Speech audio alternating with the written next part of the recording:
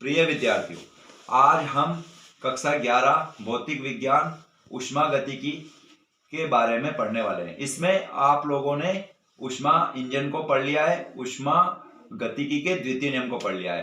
अब हम ऊष्मीय पंप, प्रशीतक या रेफ्रिजरेटर के बारे में चर्चा करेंगे।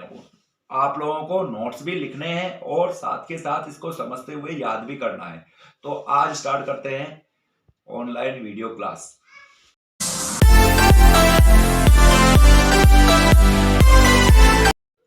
प्रिय विद्यार्थियों, अब तक आप ऊष्मागतिकी के द्वितीय नियम को समझ चुके हो और अब हम ऊष्मा पंप अर्थात प्रशीतक के बारे में समझने वाले हैं।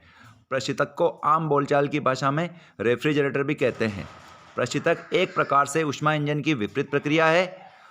आज की क्लास को अपनी कॉपी में नोट भी करना है, समझना भी है और याद भी करना है। चलो स्टार्ट करते हैं आज की क्लास। प्रशीतक, आपको हेडिंग लिखनी है ऊष्मा पंप या प्रशीतक या रेफ्रिजरेटर। इसकी परिभाषा है ऐसी ऊष्मीय युक्ति जो बाहरी ऊर्जा द्वारा कार्यकारी पदार्थ पर कार्य करते हुए निम्न ऊष्मा भंडार अर्थात सिंक से ऊष्मा ग्रहण करके उच्च ऊष्मा भंडार अर्थात स्रोत को प्रदान कर देती है। उस ऊष्मीय युक्ति को ऊष्मीय पंप या प्रशीतक कहते हैं। सामान्यतः यह ऊष्मा इंजन की बिल्कुल विपरीत प्रक्रिया है। ऊष्मीय पंप में सदैव बाह्य कार्य द्वारा निम्न ताप से उच्च ताप की ओर ऊष्मा का स्थानांतरण किया जाता है। याद रखें, ऊष्मा पंप या प्रशीतक द्वारा हम वस्तुओं के ताप में कमी करते हैं, अर्थात फ्रीज में रखकर वस्तुओं को ठंडी करते हैं या कोल्ड स्टोर में रखी हुई वस्तुओं के ताप को निम्न किया जाता है। प्रशीतक के प्रमुख रूप से 3 भाग होते हैं। नंबर 1 ऊष्मा स्रोत, नंबर 2 कार्यकारी पदार्थ और नंबर 3 ऊष्मा सिंक। ऊष्मा स्रोत उच्च ऊष्मा भंडार होता है जिसका ताप T1 लिया जाता है और ऊष्मा सिंक निम्न ऊष्मा भंडार होता है जिसका ताप T2 लिया जाता है।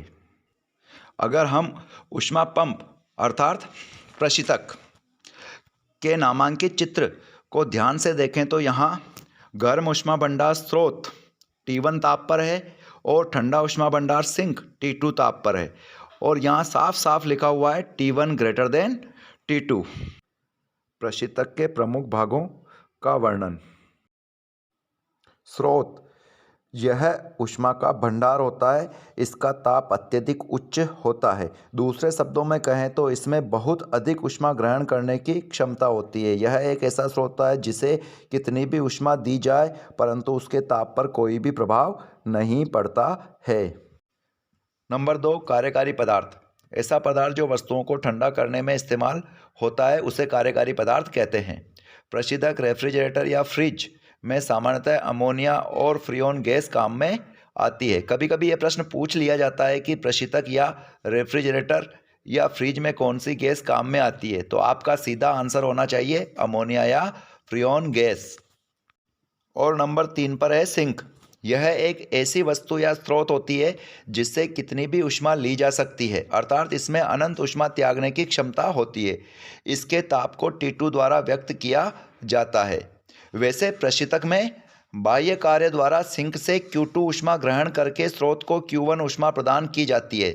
ध्यान रहे, बाह्य कार्य कार्यकारी पदार्थ पर किया जाता है जिसकी वजह से कार्यकारी पदार्थ सिंक से यानी कि ठंडे ऊष्मा भंडार से ऊष्मा ग्रहण करता है और उच्च ऊष्मा भंडार को ऊष्मा प्रदान कर देता है जिसकी वजह से ठंडी वस्तुएं और भी ठंडी हो जाती है।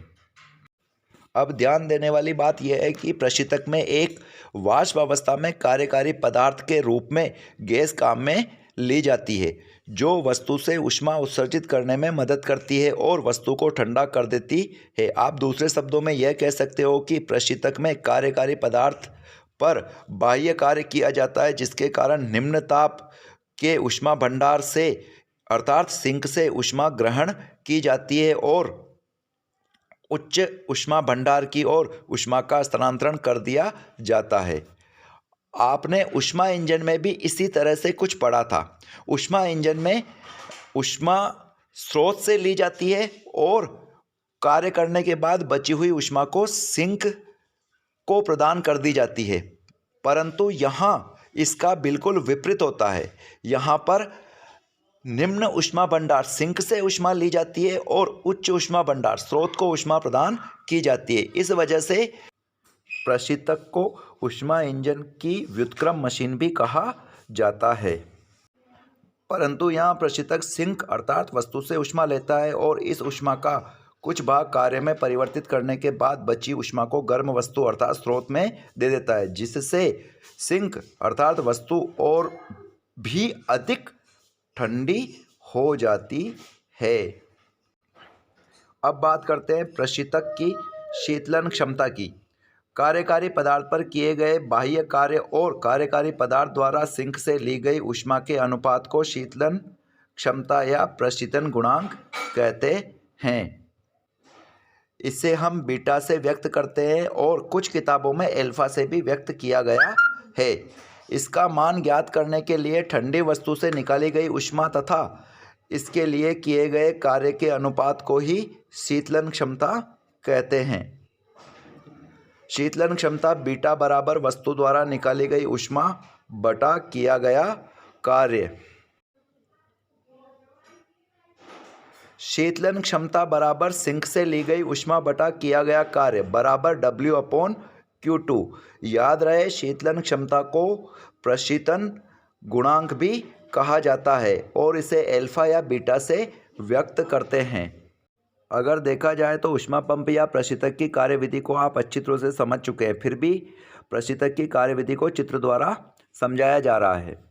अगर आप इस चित्र को ध्यान से देखो तो यहाँ कार्यकारी पदार्थ पर W बाह्य कार्य किया जा रहा है, जिसके कारण कार्यकारी पदार्थ में भरी हुई फ्रीऑन गैस ठंडे ऊष्मा भंडार अर्थात सिंक से Q2 ऊष्मा ग्रहण करती है और उस ऊष्मा में से कुछ ऊष्मा कार्य करने में खर्च हो जाती है और बची हुई ऊष्मा गर्म ऊष्मा भंडार को प्रदान कर दी जाती है।